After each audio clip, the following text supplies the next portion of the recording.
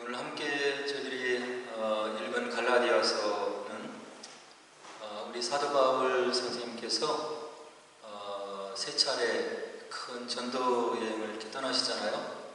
근데 이제 보는 사람에 따라 5차례 세계 전도 여행을 했다 이렇게 보는 견해도 있는데, 일반적으로 이렇게 3번에 걸친 세계 전도 여행을 떠나신 것으로 그렇게 얘기를 합니다. 두 번째 전도 여행을 할 때 이제 이 갈라디아 지역에 이제 방문을 하시죠. 그래서 그곳에 가셔서 그리스도를 믿는 믿음으로만 구원을 받고 이제 우리가 하나님의 자녀가 될 수 있다, 이런 이제 살아있는 복음을 이제 전하시죠. 우리가 다시금 죄에서 용서받고 하나님의 자녀가 될 수 있는 것은 인간의 어떤 행함이나 노력이 아니라 그리스도께서 우리를 위해서 돌아가신 그것을 믿는 믿음으로 하나님의 자녀가 된다, 이렇게 이제 전하고 가르치신 거죠. 근데 이제 바울이 갈라디아 교회를 떠나고 나서 이제 문제가 생기기 시작해요. 이 바울을 끝까지 쫓아다니면서 바울의 선교를 회방하는 사람들이 있는데, 그들이 누구냐면 유대주의자들이라고 이렇게 얘기를 해요. 그래서 바울이 이와 같이 순수한 복음, 믿음으로만 하나님의 자녀가 될 수 있고 구원을 얻을 수 있다, 전한 복음을 회방하는 거죠. 그래서 유대주의자들이 뭐라고 얘기를 하냐면, 그리스도를 믿는 믿음 외에 우리 유대인들이 받았던 할례 그리고 율법을 지켜야 진정한 구원을 얻을 수 있다, 이렇게 해서 그 무거운 율법의 멍에를 갈라디아 교인들과 바울이 전도한 그런 지역에 이렇게 전파를 하는 거예요. 그래서 많은 사람들을 부담스럽게 하고 다시금 율법의 올무에 사로잡히게 하는 이제 그런 일들을 이 바울의 대적자였던 이제 유대주의자들이 했던 거죠. 그래서 이들이 이제 갈라디아 교회에 와서도 그런 이야기를 전하면서, 바울이 원래는 구원이라고 하는 것이 예수를 믿고 그 다음에 할례와 율법을 준수해야 받는 것인데, 이 바울이 이 복음을 바꾼 것이다. 그래서 너희들이 믿기 쉬운 그런 복음으로 바꿔지기를 해서 가리킨 그런 거짓 선지자이다. 그리고 바울은 사실 예수님의 12사도 가운데도 들어있지 않던 그런 사도직이 의심스러운 사람이다, 이렇게 얘기를 하면서 바울을 계속 회방하는 거예요. 그리고 바울의 이런 전도 사역을 근본으로부터 흔드는 그런 일들이 이제 있었던 거죠. 그래서 이 갈라디아서를 보면 바울이 자신의 사도직에 대해서 막 변명을 하면서 변증을 하죠. 내가 예수님의 12사도 가운데 있지는 않았지만 이러이러한 일로 인해서 예수 그리스도의 보혈을 그리고 그 부활을 직접 목격한 예수 그리스도께서 불러주신 정말로 사도 중에 한 사람이다, 이런 고백을 하면서 이제 유대주의자들을 맞서 나가는 그런 갈등과 어려움들을 우리가 갈라디아에서 볼 수가 있는 거죠. 그래서 이와 같이 복음을 전하는 어려움을 바울이 이제 느끼면서 마음이 얼마나 외로웠겠어요. 바울을 도와줘도 현찮은데 주변에서 회방하고 힘들게 하고 어렵게 하고 더욱더 어깨를 이렇게 집어내리는 그런 부담을 주는 유대주의자들이 얼마나 원망스러웠겠어요. 그러나 바울은 그리스도의 은혜를 생각하면서 꿋꿋하게 이제 참된 복음을 선포해 나가는 이제 참된 그런 사도의 반열에 이제 서게 되는 거죠.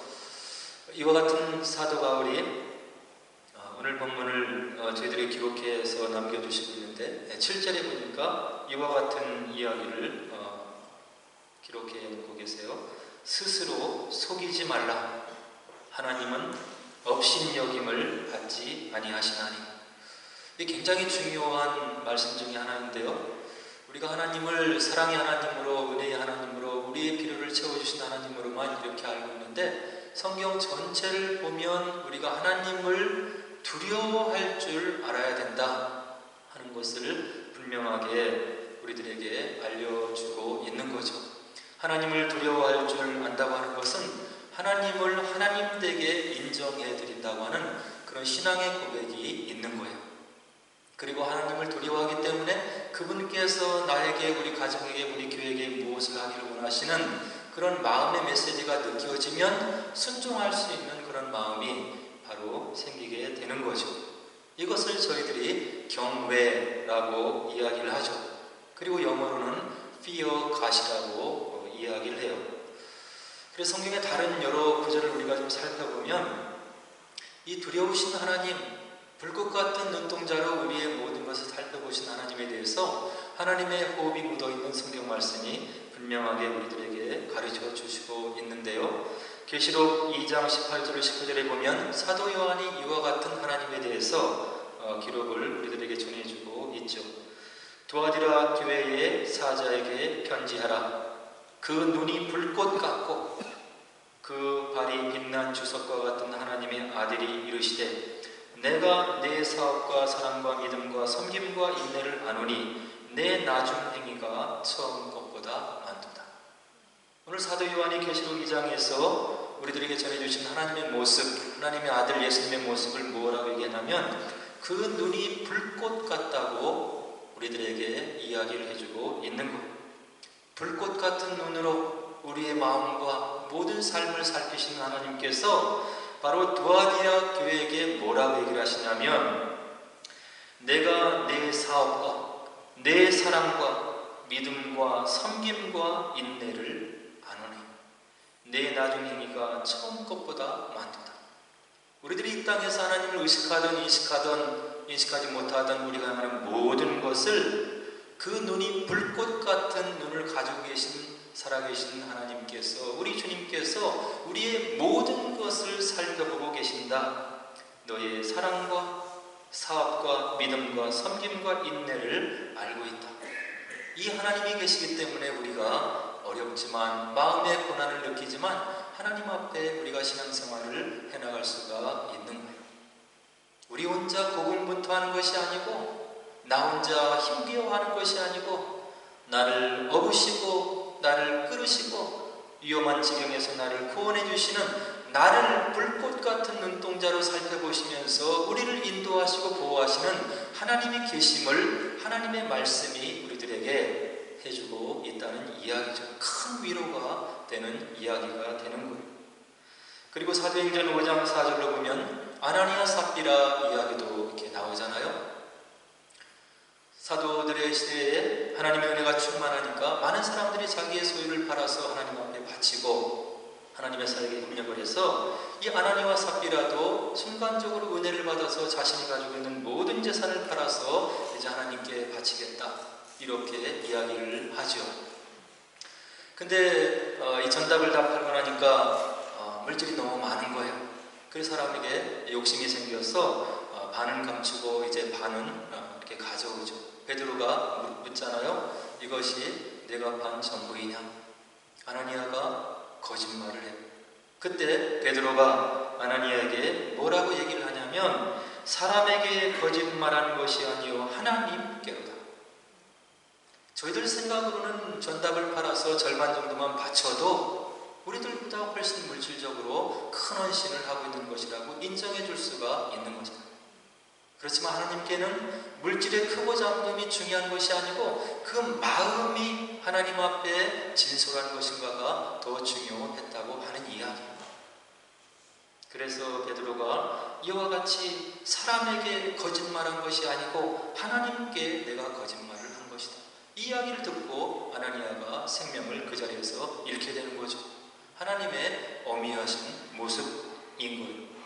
그리고 이 사실을 모르고 다음에 등장했던 삽비라도 동일한 거짓말을 하고 그도 역시 자신의 남편의 뒷길을 따라서 죽음을 맞이하는 그 어미하신 하나님의 모습을 사도행전 5장에서 우리가 알 수가 있는 거죠.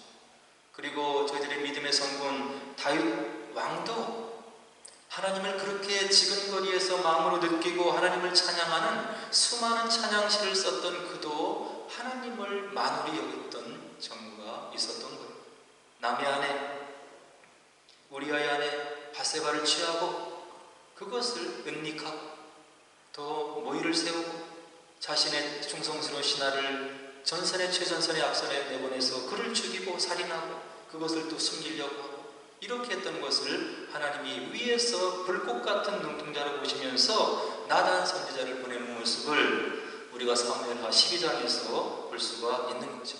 선지자 나단을 향해서 다윗 왕에게 하나님이 엄중한 문책을 하시는데 다음과 같은 문책을 드리고 있습니다. 너는 은밀한 중에 행하였으나 나는 온 이스라엘 앞에서 백주의 이 일을 행하리라.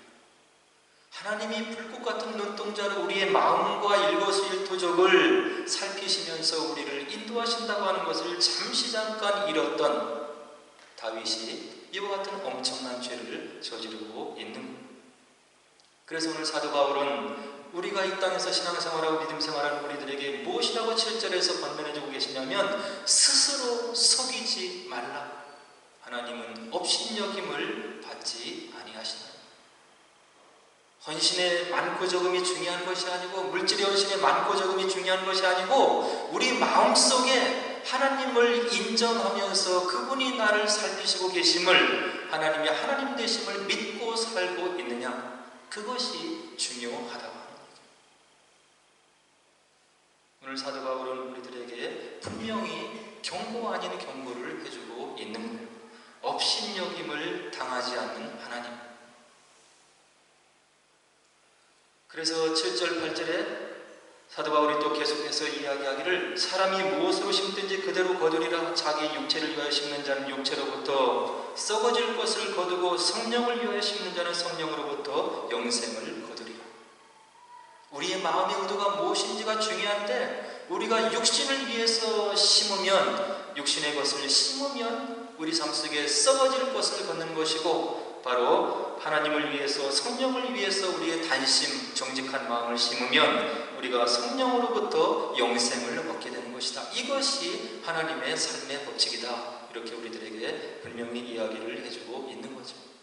그래서 중세에 타락했던 천주교 가톨릭을 이제 뒤엎고 개혁의 깃발을 높이 치돌았던 우리 종교개혁자들은 모토를 삼고 그들의 삶을 살았는데 코람 데오라는 그런 모토를 가지고 그들의 삶을 살았다고 이야기를 하고 있죠. 이것은 무엇이냐면 하나님 앞에서 내가 어디에서 무엇을 하든지 어떤 마음으로 살아가든지 무엇을 하든지 내 앞에 하나님이 계심을 느끼면서, 실존적으로 느끼면서 내가 내 삶을 살아가겠다. 이런 마음의 각오를 가지고 종교개혁자들이 그 큰 위대한 종교개혁을 이루어냈다고 하는 거예요.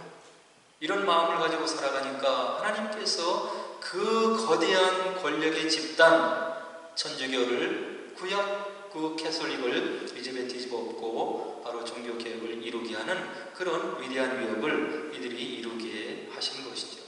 그래서 우리들도 이런 마음이 필요한 겁니다. 하나님 앞에서 내가 하는 모든 것, 내가 생각하는 모든 것, 내가 가지고 있는 모든 동기들이 하나님 앞에서 합당한 것인지, 하나님께서 기뻐 받으시는 것인지를 살피고 신앙생활해야 된다는 것을 오늘 사도 바울이 이야기를 해주고 있는 거죠. 그리고 나서 9절에 보니까 우리가 선을 행하되 낙심하지 말지니 포기하지 아니하면 때가 이름에 거두리라. 우리가 선을 행하려고 노력을 해요. 하나님을 위해서 아름다운 일을 행하려고 노력을 하는데 때로는 우리가 지칠 때가 있다고 하는 거예요. 환경을 바라보고 주변을 바라보고 사람들로 인해서 마음에 낙심이 되고 이렇게 할 때가 있는데, 너희들 마음에 하나님 앞에서 선을 가지고 너희들이 행하는 것이 있다고 한다면 절대로 낙심하지 말라. 너희들이 포기하지 아니하면 때가 이름에 거두리라. 우리는 단 5분 뒤를 내다볼 수 없는 그런 제한적인 삶을 살아가고 있는 바로 미천한 존재들이라고 할 수 있잖아요. 그래서 우리가 정한 목표가 이루어지지 않고 또 우리가 바라는 소원들이 금방 이루어지지 않는 것 같으면 낙심하고 원망하고 그런 마음을 보일 때가 있는데, 낙심하지 말라. 하나님의 때가 이르면 너희들의 소원이 이루어지는 것이고 거두게 될 것이다. 우리들의 시간표와 하나님의 시간표가 다르기 때문에 그런 거예요. 우리가 선을 행하면서 주변의 이웃을 바라보면서 주님을 위해서 섬기면서 절대로 낙심하지 말 이유, 포기하지 말아야 될 이유는 바로 우리보다 높은 분, 우리의 모든 것을 헤아리시는 분, 시공간을 초월해 계신 전능하신 하나님이 바로 계시기 때문에, 그분이 있기 때문에 우리가 결코 낙심할 필요가 없다고 이야기를 해주고 있는 거죠. 그래서 바울의 입을 통해서 하나님께서 우리에게 믿음을 격려해 주시기 위해서 때가 이름에 거두리라, 하나님의 이름을 걸고 하나님의 말씀을 걸고 그분의 말씀으로 우리들에게 위로해주고 격려를 해주고 있는 거예요. 하나님보다 크신 분이 없기 때문에 이 온 우주에 누구를 걸고 맹세할 수 없기 때문에 하나님의 호흡이 묻어있는 그 말씀을 가지고 우리들에게 약속을 해주시는 거예요. 공급해주시고 지켜주시고 인도해주시고 우리를 품주시기를 원하시는 분, 우리가 행복한 가운데 살아가기를 원하시는 그 하나님의 모습을 이런 약속을 통해서 우리들에게 바로 알려주고 있는 거죠. 그리고 이제 또 오늘 본문에 보니까 우리의 선행의 대상에 대해서 이야기를 해주고 있어요. 우리들의 착한 마음의 대상, 우리들의 선한 마음으로 인해서 봉사가 이루어지는 그런 대상이 누구인가? 모든 사람들에게 하라. 그러나 특별히 믿음의 가정들에게 너희들이 했으면 좋겠다, 이렇게 이야기를 하면서 믿음의 가정들 간에 갖는, 우리들이 가지고 있는 이 사랑의 관계가 얼마나 중요한 것인지를 우리들에게 분명히 이야기를 해주고 있는 거죠. 왜 믿음의 권속들, 예수 안에서 하나된 사람들이 그렇게 중요합니까? 그것은 전능하신 하나님의 나라의 유업을 함께 누릴 자들이고, 그분의 나라에 가서 우리가 영원한 시간 동안 하나님을 찬양하며 함께 지낼 그런 믿음의 한 가족, 바로 우리들의 식구들이기 때문에 오늘 바울이 그런 이야기를 해주고 있는 거예요.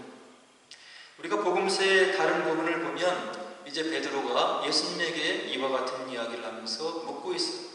우리가 주님을 위해서 가족을 포기했고 모든 재산을 포기했고 심지어 우리의 삶을 포기하면서 지금 주님을 따르고 있는데, 우리가 이 땅에서 혹은 주님 나라에서 얻을 유업이 무엇입니까? 그때 우리 주님께서 이와 같이 베드로에게 답변을 해주고 있는 거죠. 예수께서 이르시되 내가 진실로 너희에게 이르노니 나와 복음을 위하여 집이나 형제나 자매나 어머니나 아버지나 자식이나 전토를 벌인 자는 현세에 있어 집과 형제와 자매와 어머니와 자식과 전토를 100배를 받되 박해를 겸하여 받고 내세의 영생을 받지 못할 자가 없느니라. 우리 주님께서 이런 말씀을 베드로에게 언약의 말씀으로 해주시고 있는 거예요. 주님을 위해서, 하나님 나라를 위해서 바로 집이나 형제나 어머니나 아버지나 자식이나 전투를 벌인 자들에게 우리 주님께서 이와 같이 친히 언약을 해주고 계신 거죠. 현세에서 너희들이 집과 형제와 자매와 어머니와 자식과 전투를 100배를 받게 될 것이다. 그리고 내세의 영생을 받지 못할 자가 없느니라. 우리 주님께서 이와 같이 우리의 땀과 수고와 주님의 나라를 위한 노력에 위로해 주시고 언약의 축복을 남겨주시고 있는 것. 그러면 우리가 지금 복음 안에서 우리가 한 믿음의 가족으로 만나고 있는 우리 주변의 형제자매들이 눈앞에 들어오고 있잖아요. 그분들이 지금 저와 여러분들에게 어떤 모습으로 다가오고 있습니까? 원망거리로, 불평거리로, 그리고 보지 않으면 편한 존재로 다가오는 것인지, 아니면 오늘 바울과 같이 예수님과 같이 그들이 나의 형제이고 하나님 나라의 유업을 함께 누릴 그런 사람으로 내 마음속에 지금 다가오고 있는지가 중요한 거예요. 주님의 사랑을 우리가 온전히 알았다면, 주님께서 그 생명을 십자가에서 찢기면서 나를 위해서 주신 것이 구원이고 하나님 나라의 자녀의 선물이라고 한다는 것을 내 마음속에 철저히 느끼고 마음 깊이 간직하고 있는 사람이라고 하면 우리 주변의 형제를 사랑스러운 눈으로 바라볼 수 있는 거죠. 한 구도자가 제자를 받아들여서 열심히 정진하고 있는 그에게 이제 질문의 답변을 이렇게 했다고요. 그 제자가 묻죠. 내가 어떻게 해야 바로 선생님과 같이 도를 터득하고 그리고 바로 경지에 오르는 그런 참 깨달음을 얻을 수 있습니까? 그렇게 묻는 제자에게 그 선생은 다음과 같이 대답을 했다고 이야기해요. 물론 수도사의 이야기인 거라고 생각이 되는데요. 바로 내 목전에 지나가는 저 사람들이 바로 내 형제로, 내 자매로 인식이 되고 마음에 그렇게 와 닿으면 내가 하나님 닮은 그런 마음을 가지고 있는 바로 주님께서 원하시는 믿음을 가지고 있는 거라고 생각해도 좋은 것이다. 오늘 저와 여러분들은 어떻습니까? 교회 공동체에서 함께 만난 사람들, 서로 어려움이 있을 수 있고 그리고 아픔이 있을 수 있고 서로가 서로를 격려하지 못하는 그런 아픈 기억들이 있을 수 있는데, 우리가 참된 구원의 선물을 받았다고 한다면 함께 하나님 나라의 유업을 누릴 그런 우리의 형제와 자매로 우리가 용납하고 사랑할 수 있는 그런 마음들이 있어야 된다고 하는 이야기죠. 여기에 우리의 신앙의 레벨이 바로 수준이 결정이 되는 거라고 생각해도 과언이 아니라고 생각이 됩니다. 그리고 오늘 바울은 11절에서 내 손으로 너희에게 이렇게 큰 글자로 쓴 것을 보라, 이와 같은 기록을 남겨주고 있습니다. 여기 바울 서신서 중에서 갑자기 큰 글자가 이렇게 나오는데요, 이것은 다른 것이 아니라 고대 로마인들의 편지나 그런 시를 혹은 편지를 쓰는 그런 습관에서 비롯된 그런 기록이라고 이렇게 이야기를 하고 있어요. 지금이야 인쇄술이 발전해서 편지를 또 쓸 수 있고 컴퓨터를 사용해서 저들이 용이하게 편지를 쓰고 글을 쓰고 이렇게 하지만 고대에는 그렇게 못했잖아요. 한 편의 편지를 쓰려면 지난한 수고가 들어가고 상당한 육체적인 노력이 수반되는 굉장히 힘든 그런 필사의 작업이 있었다고 이렇게 전해지고 있어요. 그래서 특별히 기술을 갖춘 그런 사람을 고용해서 대필자를 사용해서 이제 대서해서 바울의 소리를 듣고 편지를 써주는 이제 많은 사람들이 있었던 거죠. 그런데 이제 오늘 갈라디아서도 이제 그렇게 바울이 말하는 것을 대필해서 쓰는 그런 사람이 있는데, 끝에 바울이 내가 지금 대필자를 향해서 너희들에게 보내고 있는 편지는 다른 것이 아니라 내가 보내는 것이다 하는 그런 사인으로 바로 이와 같은 큰 글자, 대문자로 바로 바울이 친히 친필로 적어서 마지막을 장식하면서 이 대필자를 향해서 전하는 것이 합법적인 것이고 나를 대변하는 것이고 내가 너희에게 전하는 공적인 서신이라고 하는 것을 그렇게 헬라어 대문자를 써서 바울이 친히 써서 이제 편지를 마감했다고 하는 이야기죠. 그래서 이와 같은 큰 글자가 들어있는 서신서들은 고린도전서, 빌레몬서, 골로새서, 데살로니가 전후서, 후서 이렇게 저희들이 이야기를 하고 있어요. 그래서 이게 대문자로 쓰면서 바울의 친필임을 바울의 전하는 그런 내용임을 전하면서 이 바로 큰 글자로 쓰면서 바울이 또 중요한 그런 메시지를 이제 마지막에 전하고 있는 거죠. 그것은 무엇이냐면 할례를 주장하는 자들의 거짓 복음을 바울이 분명하게 이야기를 해주고 있는 거예요. 예수 그리스도의 십자가의 희생을 통해서 우리가 구원받았다고 하는 그 참된 복음 외에 할례를 강조하는 저 유대주의자들, 그리고 율법을 지켜야 구원받는다고 하는 저들의 가르침이 잘못된 것이다. 이것을 바울이 마지막에 강조해서 지금 이야기를 해주고 있는 거죠. 그래서 바울은 구원은 인간이 무엇을 어떻게 노력해서 얻어지는 것이 아니고 하나님께서 우리를 불쌍히 여겨서 바로 하나님의 희생으로 우리들에게 주어진 은혜이고, 그 주님의 십자가상의 희생을 우리가 믿음으로 구원받는다고 하는 것을 오늘 서신서 말미에서도 분명하게 이야기를 해주고 있는 거죠. 그래서 이와 같이 바울이 받았던 구원, 저희들이 받았던 구원의 참된 의미를 깨달은 바울이 무엇이라고 그의 신앙 고백을 하고 있냐면 14절에 보니까 다음과 같은 이야기를 해주고 있어요. 내게는 우리 주 예수 그리스도의 십자가 외에 결코 자랑할 것이 없으니 그리스도로 말미암아 세상이 나를 대하여 십자가에 못 박히고 내가 또한 세상을 대하여 그러하니라.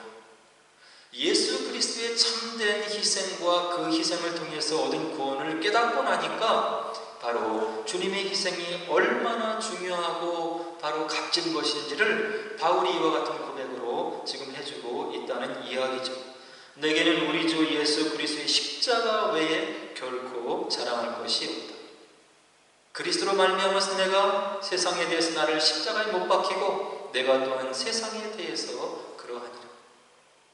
바로 주님을 위해서 세상에 못 박힐 각오가 되어 있는, 그리고 그리스도의 십자가가 그의 생에 있어서 가장 고귀하고 고상한 것이라고 하는 그런 고백을, 참된 복음의 비밀을 깨달은 바울이 오늘 14절에서 저와 여러분들에게 분명히 해주고 있는 거예요.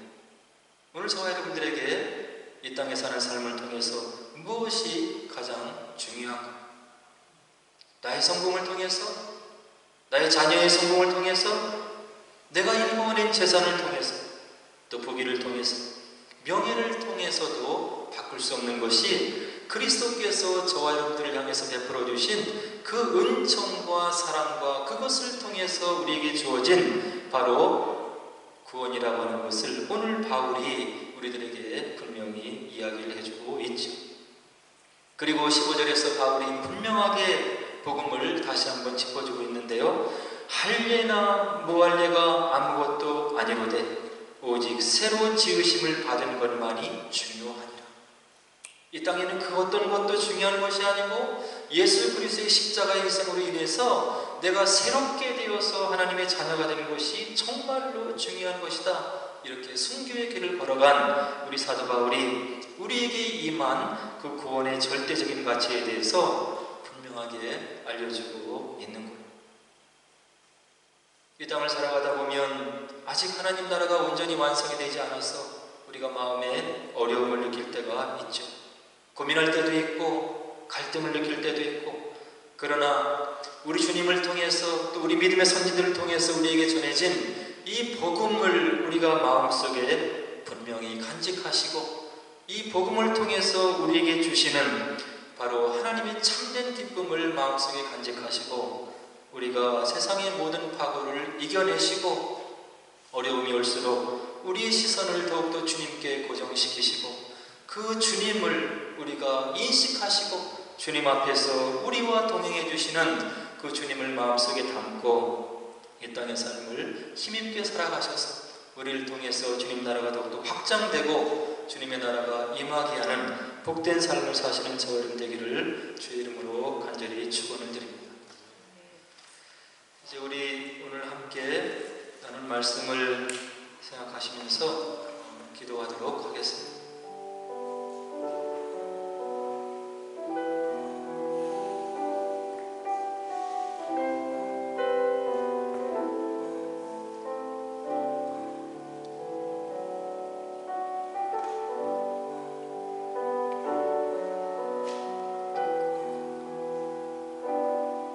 온 우주를 창조하시고 우리 인간들을 또 만드신 다음에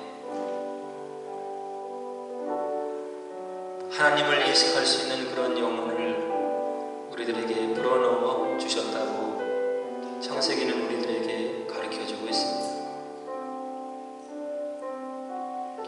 하나님을 바라보고 살아야 되는데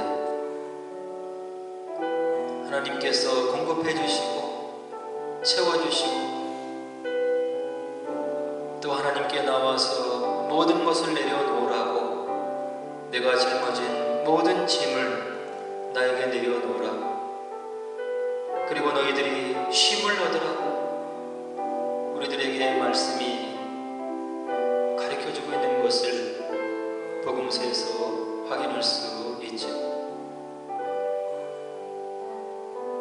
우리에게 참된 안식을 주시고 우리가 힘을 얻어서 이 땅에서 제자로서의 바른 삶을 살아가서 우리의 삶을 세우는 것뿐만이 아니라 주변에 힘들어하는 사람들, 어려워하는 사람들, 고통스러워하는 그런 세계를 올바른 세계로 다시금 회복하라고 우리를 불러주고 계신데,